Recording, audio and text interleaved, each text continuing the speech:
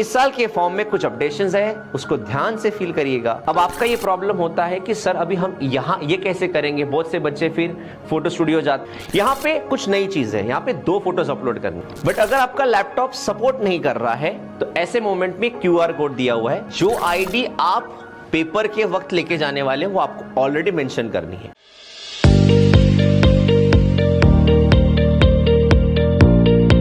Hello student, नमस्कार, जय महाराष्ट्र। मेरा नाम अखिल कस्तूरकर। मैं आज आपके साथ बात करने आया हूं RRB PO और असिस्टेंट का फॉर्म कैसे फिल करता है उसके बारे में। इस साल के फॉर्म में कुछ अपडेशंस है, उसको ध्यान से फिल करिएगा। अगर आपने फॉर्म फिल करने में कुछ गलती की तो आप भरी मेंस तक पहुंच जाए, आप डिस्क्वालीफाई होने के चांसेस है।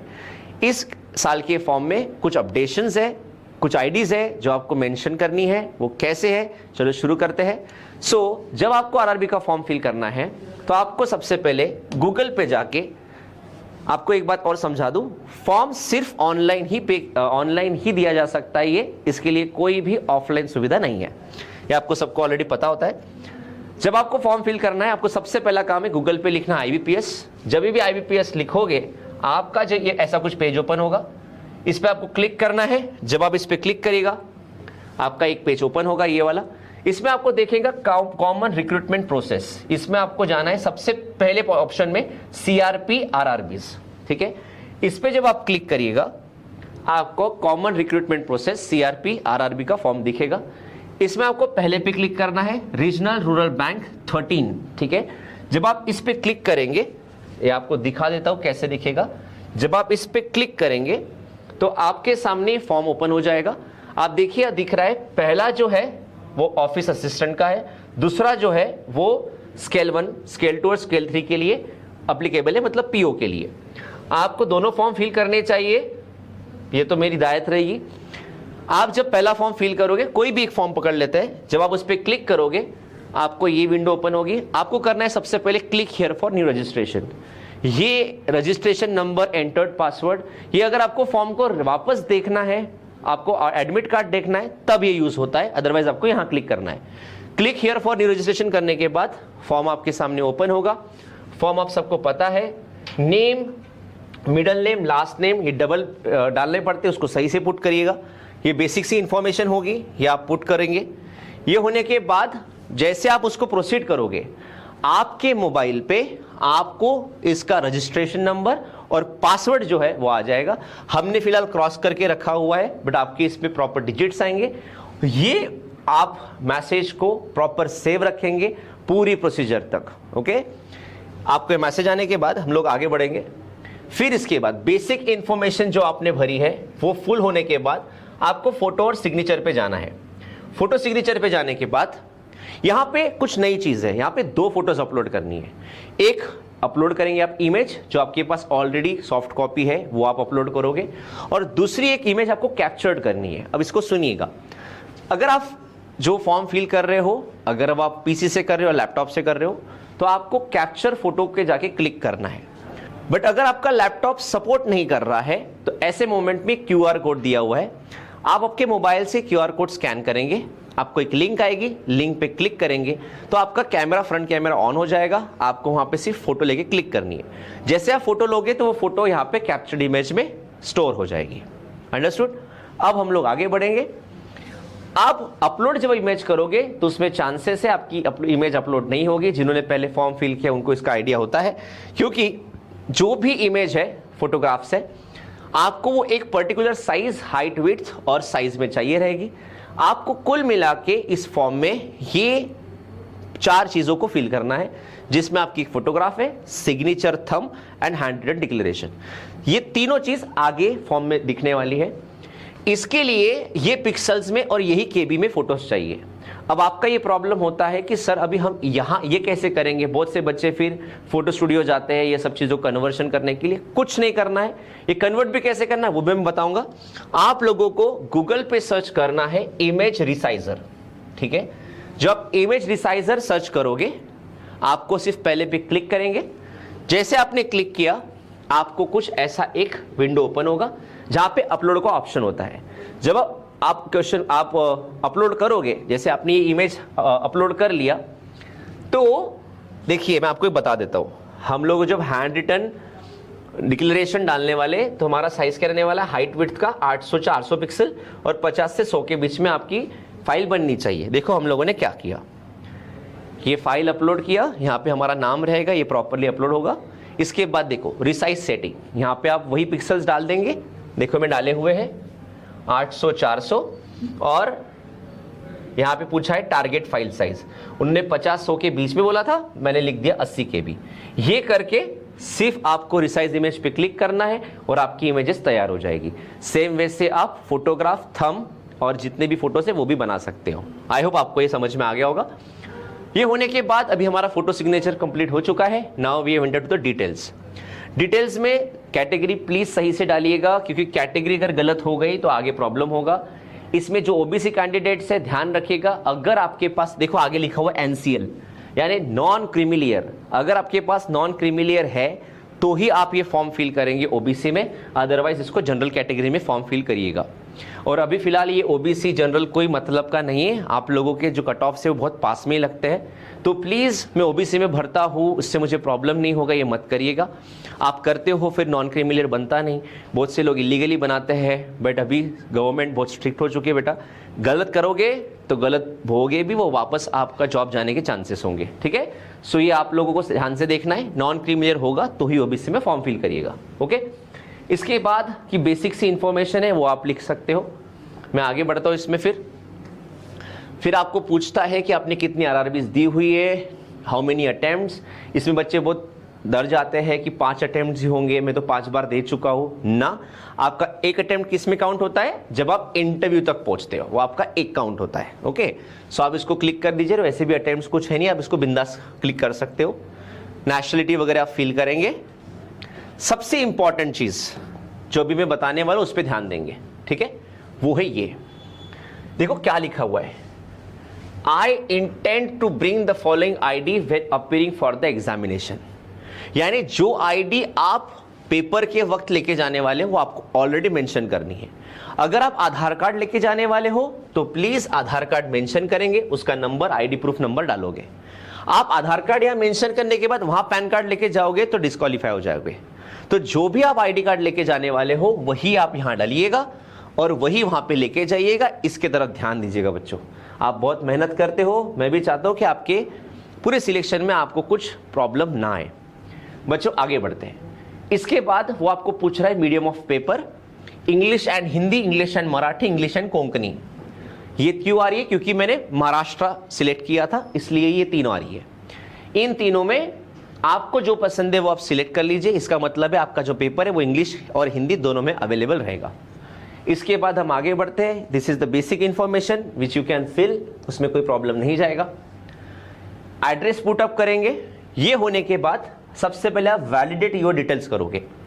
वैलिडेट योर डिटेल्स करने के बाद अगर आपने प्रॉपरली सब चीजें भरी है तो ये मैसेज आएगा वेरीफाइड सक्सेसफुली, और अगर नहीं आया तो आपको पता चल जाएगा कहां पे आपने गलती की है, वो आपने री-एडिट करना है, फिर से इसको चेक करना है।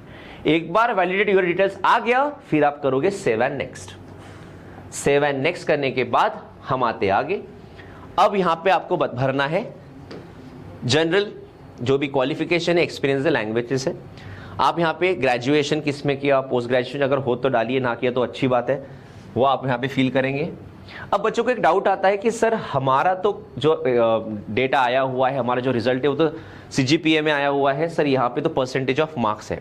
तो आपके रिजल्ट पे एक लिखा हुआ है कि इतना अगर CGPA 9 CGPA तो कितने परसेंटेज काउंट होता है, वो परसेंटेज काउंट देखिए इसमें आप पुट करेंगे।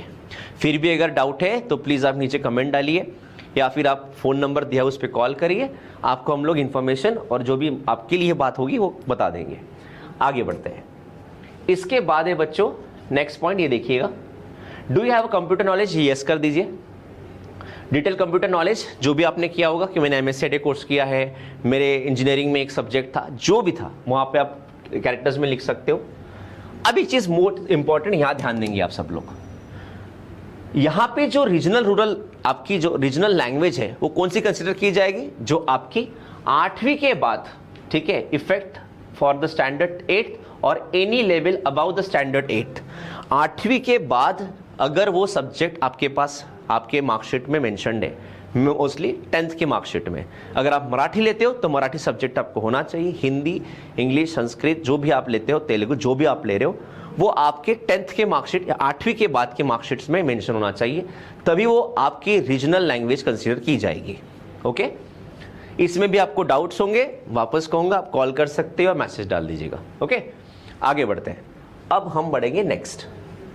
वो हो गया, आप लैंग्वेजेस डालेंगे, आपको जो पसंद है वो डाल लीजिए। अदर्स है तो मराठी आएगा, वो क्लिक करिए। ये रीड राइट स्पीक पे सब पे क्लिक होगा। एंड मोस्ट इंपॉर्टेंट, अगर आपको पीईटी चाहिए, देख लीजिए इस बात को, समझ लीजिए, अगर आपको पीईटी एग्जाम्स चाहिए है, ठीक है, तो आप ये जो पीईटी है इसको क्लिक करेंगे। पीईटी मतलब होता है प्री एग्जामिनेशन ट्रेनिंग, जो आपको कुछ 10-15 दिन के लिए दी जाती है। सो अगर आपको चाहिए, वो कौन कौन दे सकता है? SC, ST, OBC, minority community, ex serviceman, disabled ex serviceman, dependent of serviceman and PWBD। ये लोग अगर करना चाहते हैं तो वो क्लिक करिए। अगर हाँ है तो सेंटर कौन सा डालना चाहते हो, नागपुर डालना चाहते हो तो नागपुर आप ऐड करेंगे और इसको प्रोसीड करेंगे।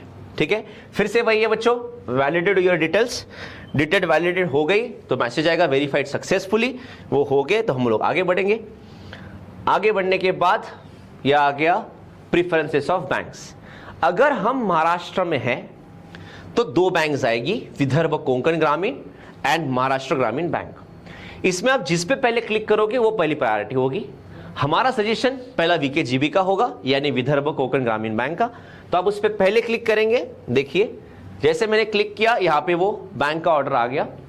जब मैं उस पर सेकंड क्लिक करूंगा तो वो उसका भी सेकंड में आ जाएगा। ओके, ये क्यों फॉर्म में ऐसा ही क्यों, उसके लिए अगला वीडियो बना जाएगा। आप ट्यून रहिए, सब्सक्राइब कर दीजिए चैनल को, आपको ये समझ में आएगा आगे कि नोटिफिकेशन कैसा है, एग्जाम पैटर्न क्या है, इस बार क्या चेंजेस है, RRB क्यों, सैलरीज क्या होती है, इसके सब के बारे में इसके शॉर्ट वीडियोस बनाने वाला हूं, वो भी आपके काम में आएंगे। ओके, चलो आगे बढ़ते हैं।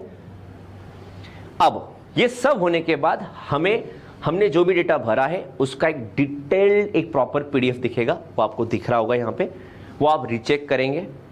रीचेक करके ये वो लास्ट पॉइंट है जहां पे आप उसको एडिट कर सकते हो। अगर ये क्रॉस कर लिया तो जो डेटा रहेगा बच्चों वो फाइनल हो जाएगा, फिर उसमें चेंजेस नहीं होंगे। ठीक है, बहुत से बच्चों का ऐसा होता है कि सर मेरा आधार कार्ड में नाम अलग है, सर मेरा मार्कशीट में नाम अलग है। इफ इज इट सो, ऐसे मोमेंट में you have to click this position. देखो, there is a change in my name and I will bring documentary proof for the same at the time of examination. यहां पे आप उसको click कर लेंगे तो अगर होगा तो, अगर नहीं है तो आप यहां तक ही 2 क्लिक करके आगे बढ़ोगे। सो मोस्ट इंपॉर्टेंट चीज, जो आपने फोटोग्राफ अपलोड किया हुआ था उसके और अपनी फोटोज अपलोड की थी, वो एक बार चेक करना जगह पे है क्या। देखो, रजिस्ट्रेशन के जगह पे आपका आना चाहिए मेन सिग्नेचर का फोटो, और ऊपर में आपका फोटो आ गया। लास्ट ईयर एक बच्ची का ऐसा हुआ कि उसकी फोटो यहां पे आ गई और सिग्नेचर वहां चली गई, उसने ध्यान नहीं दिया और कंप्लीट कर दिया रजिस्ट्रेशन, और मेन पेपर में उसको डिस्क्वालीफाई किया गया। तो प्लीज इस छोटे से पॉइंट को देख लीजिएगा। ओके, आगे बढ़ते हैं। ये हो गया मेरा पहला पूरा फॉर्म, जैसे मैंने बताया था आपको, ये फॉर्म फिल हो गया। जैसे मैंने कहा ये मैसेज डालेगा, आपको फिर से बता रहा है कि देखो इसके बाद चेंजेस नहीं कर सकते। आपने ओके कर दिया, विल अपीयर नेक्स्ट, और यहाँ पे आपको जो थंब की इंप्रेशन हम लोगों ने ली हुई है, कुछ नहीं है, बस इंप्रेशन ले लीजिए, फोटो ले लीजिएगा उसकी। फोटो का कैसे KB में कन्वर्ट करना वो भी मैं आपको बता चुका हूँ। हैंड रिटन डिक्लेरेशन भी आप यहाँ पे अपलोड करेंगे, सिक्योरिटी कोड डाल के आप उसे सेव एंड नेक्स्ट करोगे।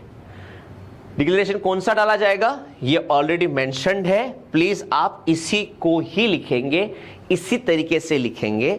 बहुत से बच्चे इसको ब्लॉक लेटर्स कैपिटल लेटर्स में लिखते हैं, प्लीज ऐसी होशियारी मत करिए, जैसा लिखा है बच्चों वैसे ही लिखिए। I your name that is Akhil Kasturkar, मेरा नाम है तो मैं बता रहा हूं, आप अपना डालिए। आगे का एक कंप्लीट करिए हैंड रिटन से, उसकी फोटो लीजिए, और आपके आगे की प्रोसीजर में बता चुका हूं। ठीक है, आगे बढ़ेंगे। अब आ रही है पैसे भरने की।